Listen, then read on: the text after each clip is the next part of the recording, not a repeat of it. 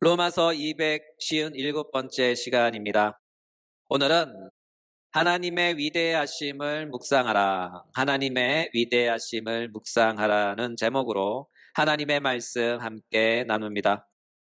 시중에 신묘막측이란 말이 있어요. 이 말은 감히 헤아릴 수 없을 정도로 신기하고 오묘하다 그런 말입니다. 무엇이 신묘막측할까요? 바로 하나님의 생각, 그분의 뜻, 그리고 하나님의 구원입니다. 이 모든 것은 인간에게 있어 모두 다 신묘막측합니다. 오늘 본문은 바로 이와 같은 하나님의 신묘막측함으로 인하여 사도 바울은 하나님을 찬양하고 있습니다.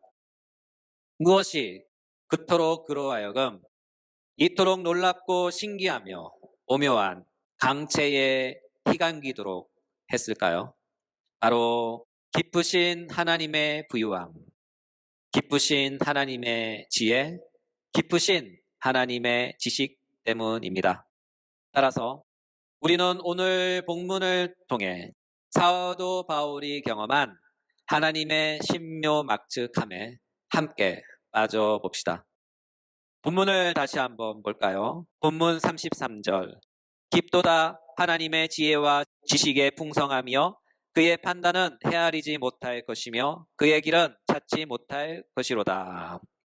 이 본문은 크게 두 부분으로 구분해 볼 수 있어요. 첫째, 하나님의 지혜와 지식과 부유함의 깊이에 관한 부분과 둘째, 측량할 수 없는 구원의 원리와 실행 방식에 관한 부분입니다. 이 두 부분은 모두 다 앞의 문맥과 깊은 연관이 있어요. 달리 말해서 앞의 문단에서 사도 바울은 이스라엘의 꺾임과 이방인의 접붙임에 관하여 진술했죠. 사도 바울은 하나님의 언약 백성인 그들이 어찌하여 왜 하나님께 꺾임을 받았는가 하는 것과 이방인이었던 그들이 어찌하여 왜 하나님의 언약나무에 접붙임 받게 되었는가 하는 것과 또한 앞으로 하나님의 언약 백성이었던 민족 이스라엘로서 그들의 운명은 어떻게 되는가 하는 것을 논하였습니다. 그리고 이 모든 계시의 내용을 진술하면서 먼 장래 어느 날 마침내 하나님의 계획 안에 민족 이스라엘에게 베푸실 구원의 현장을 목격한 것이죠. 이와 같은 이유로 사도 바울은 지금 그 자신의 낮은 이해와 추론으로 도저히 가늠할 수 없고 이해할 수 없는 신묘막측한 하나님의 깊으신 그분의 부유함과 지혜와 지식을 성령의 감동에 사로잡혀 하나님께 영광과 찬송을 올려드리고 있는 것입니다. 그렇다면 그가 첫 번째로 하나님께 영광과 찬송을 올려드린 내용은 무엇일까요? 본문 33절 전반절. 깊도다 하나님의 지혜와 지식의 풍성함이여. 깊도다 하나님의 지혜와 지식의 풍성함이여. 이 본문은 약간의 교정이 필요합니다. 헬라어 원문에는 이렇게 되어 있어요. 오 하나님의 부유함과 지혜와 지식의 깊음이여. 오 하나님의 부유함과 지혜와 지식의 깊음이여. 여기서 차이점이 무엇일까요? 한글 개역 성경으로 본문을 읽으면 하나님의 지혜와 지식의 풍성함이 깊다로 자칫 이해될 수 있어요. 그러나 원문상 이 본문의 의미는 이런 것입니다. 하나님의 부유함이 깊다. 하나님의 지혜가 깊다. 하나님의 지식이 깊다. 이해되시죠? 그렇다면 사도 바울은 왜 본문을 통하여 하나님의 부유함, 지식, 지혜를 나열했을까요? 그 이유는 바로 이 세 가지는 모두 다 하나님의 속성을 나타내는 단어들이기 때문이죠. 하나님의 부유함. 이것은 사도 바울이 그의 서신서에서 즐겨 사용하는 특정적인 표현입니다. 이와 동일한 표현은 하나님의 긍휼하심 또는 하나님의 은혜가 있습니다. 이로 인하여 하나님의 부요함, 하나님의 긍휼하심, 하나님의 은혜는 모두 다 동의어입니다. 따라서 본문의 뉘앙스를 살려 본문을 다시 의역하면 이렇습니다. 하나님의 부요함은 깊습니다. 하나님의 긍휼함은 깊습니다. 하나님의 은혜는 깊습니다. 이런 말입니다. 그렇다면 여기서 하나님의 기쁨, 하나님의 기쁨이란 무엇일까요? 본문에서 기쁨에 해당하는 헬라어는 바도스입니다. 이 단어는 기쁨, 충만을 뜻한 단어이지만 고대 헬라어 문헌에서 이 단어는 측량할 수 없음, 심오함, 강대함 등을 표현할 때 사용했어요. 사도 바울도 본문에서 이 단어를 측량할 수 없는 하나님의 무한함을 표현하기 위해 이 단어를 선택했어요. 이와 같은 이유로 하나님의 부유함은 인간으로서 절대로 포착할 수 없습니다. 하나님의 긍휼함은 인간에 의하여 절대로 측량될 수 없습니다.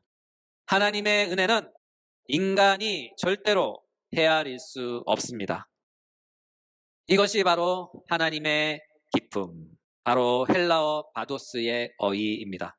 그렇다면 하나님의 부유함의 깊이는 무엇을 가리키는 문장일까요? 바로 하나님의 기쁘신 뜻, 하나님의 기쁘신 뜻입니다. 이는 하나님의 결정과 그분의 택하심과 깊은 관련이 있죠. 사도 바울은 줄곧 하나님을 향한 한 가지 깊은 고민과 소망을 품고 하나님께 기도해 오고 있었죠. 사도 바울의 그 간절한 기도 제목은 무엇일까요? 바로 민족 이스라엘의 구원, 민족 이스라엘의 구원입니다. 로마서 10장 1절. 내 마음에 원하는 바 하나님께 구하는 바는 이스라엘을 위함이니 곧 그들로 구원을 받게 함이라. 그렇죠? 사도 바울의 이 간절한 기도에 대한 하나님의 응답은 무엇입니까? 로마서 9장 13절. 내가 야곱은 사랑하고 에서는 미워하였다. 내가 야곱은 사랑하고 에서는 미워하였다. 이것은 하나님의 택하심의 원리에 따라 이루어지는 하나님의 뜻입니다. 이것은 하나님의 기쁘신 뜻, 그분의 긍휼하심, 그분의 은혜로우심, 그분의 부요하심입니다. 하나님은 말씀합니다. 로마서 9장 15절.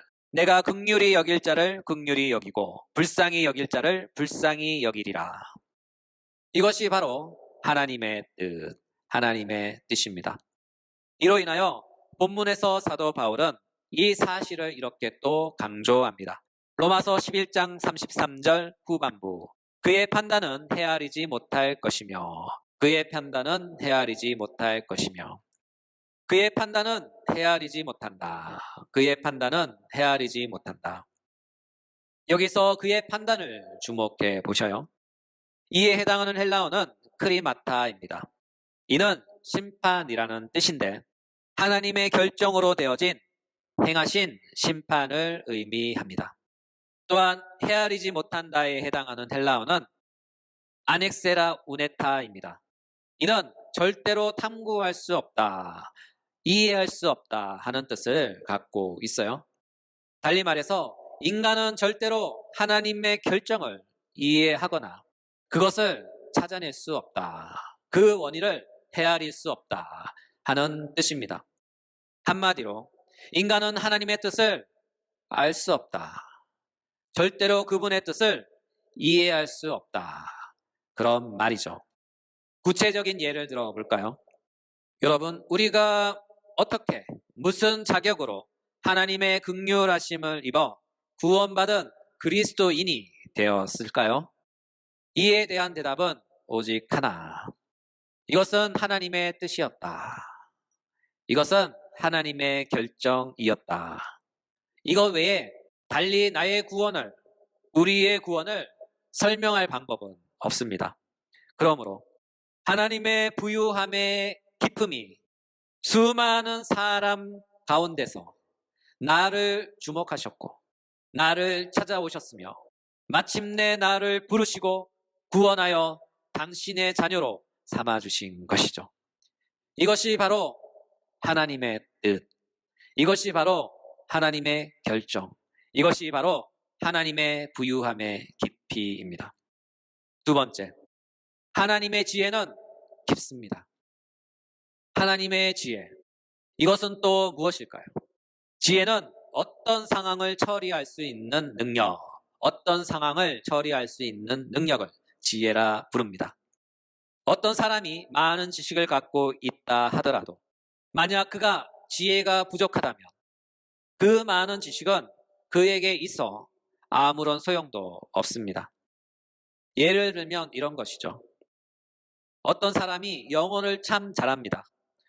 토익 점수가 100점이에요. 그런데 외국인을 만나면 말을 못해요. 이 사람에게 있어서 무엇이 문제일까요?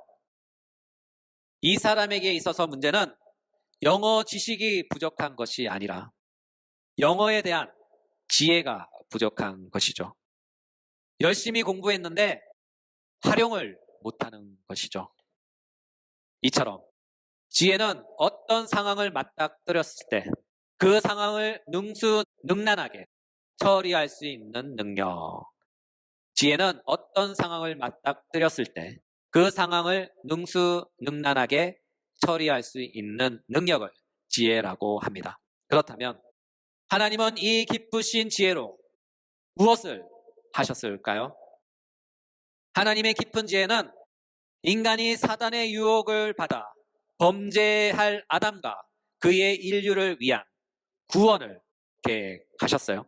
에베소서 1장 3절 5절 찬송하리로다 하나님 곧 우리 주 예수 그리스도의 아버지께서 그리스도 안에서 하늘에 속한 신령한 모든 복을 우리에게 주시되 창세 전에 그리스도 안에서 우리를 택하사 우리로 사랑 안에서 그 앞에 거룩하고 흠이 없게 하시려고 기쁘신 뜻대로 우리를 예정하사 예수 그리스도로 말미암아 자기의 아들들이 되게 하셨으니. 그렇죠?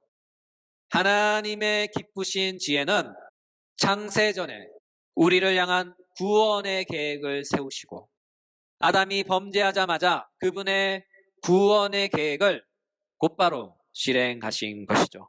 창세기 3장 15절 내가 너로 여자와 원수가 되게 하고 내 후손도 여자의 후손과 원수가 되게 하리니 여자의 후손은 내 머리를 상하게 할 것이요 너는 그의 발꿈치를 상하게 할 것이니라. 그렇죠? 만약에 하나님께서 이와 같은 기쁘신 지혜가 없었다면 인류는 벌써 사단과 함께 영원히 돌이킬 수 없는 비참한 운명을 맞이했을 것입니다. 그러나 하나님의 기쁘신 지혜가 범죄한 아담과 그의 인류를 구원하신 것이죠. 이것이 바로 하나님의 깊은 지혜, 하나님의 깊은 지혜입니다. 이로 인하여 구원은 하나님의 깊은 지혜의 열매입니다. 아울러 이와 같은 하나님의 지혜는 하늘의 천사들도 사모하며 보고 배우는 지혜입니다. 에베소서 3장 10절 이는 이제 교회로 말미암아 하늘에 있는 통치자들과 권세들에게 하나님의 각종 지혜를 알게 하려 하심이니. 이것이 바로 하나님의 지혜, 하늘의 천사들도 알고 배우는 지혜입니다. 그러므로 하나님의 지혜는 이처럼 깊습니다. 셋째, 하나님의 지식은 깊습니다. 여기서 지식은 무엇을 가리킬까요? 바로 하나님의 전지하심, 하나님의 전지하심입니다. 달리 말해서 하나님은 모든 것을 다 알고 계십니다. 하나님은 모든 것을 다 알고 계시기에 하나님께서 모르시는 것은 이 세상에 아무것도 없다는 뜻이죠. 한원하면 하나님께서 전지하신 까닭에 하나님은 세상에서 일어날 모든 일들과 모든 가능성을 미리 다 보시고 아시며 그에 대한 모든 완벽한 계획을 그분의 지혜로 세우시고 갖고 계신다는 그런 뜻입니다. 따라서 하나님의 지식을 벗어나는 일은 이 세상에서나 저 세상에서나 아무것도 없습니다. 모든 것을 하나님은 이미 다 알고 계십니다. 하나님은 모든 것을 다 보시고 있습니다. 이 모든 것은 하나님의 눈앞에 있습니다.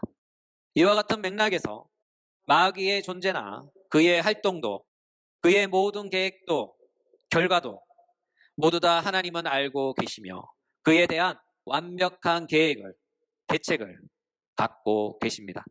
이로 인하여 마귀는 하나님의 지식을 벗어날 수 없습니다. 왜냐하면 하나님은 당신의 전지하심으로 마귀가 타락할 것을 미리 보시고 아셨고 그가 첫사람 아담을 타락시킬 것도 미리 보시고 아셨기에 창세 전에 달리 말해서 세상을 창조하시기 전에 당신의 깊은 지식을 바탕으로 구원을 당신의 지혜로 구안해 내신 것이 아닙니까? 따라서 하나님은 세상을 창조하시기 전에 미리 당신의 깊은 지식으로 모든 것을 미리 보시고 아셨고 그분의 지혜로 모든 것을 계획하셨으며 모든 준비를 마치시고 마침내 세상을 창조하신 것입니다. 이로 인하여 하나님의 모든 구원 계획은 완벽하고 아무것도 그분의 계획을 방해할 수 없습니다. 그러므로 하나님의 지식은 이처럼 깊습니다. 이와 같은 이유로 사도 바울은 하나님의 이 위대하고 영광스러운 계획을 묵상하며 느꼈던 것이 바로 이것입니다. 깊도다 하나님의 부유함이요 깊도다 하나님의 지혜요 깊도다 하나님의 지식이요. 따라서 우리도 한 주를 살아가면서 하나님의 이 위대하고 영광스러운 구원의 계획을 묵상하며 하나님의 깊은 부여와 하나님의 깊은 지혜와 하나님의 깊은 지식에 구원의 영광스러운 광채에 희감겨 무한한 감사와 찬양을 하나님께 올려드릴 수 있는 신묘막측한 하나님의 은혜의 백성들이 되시길 예수님의 이름으로 축복합니다.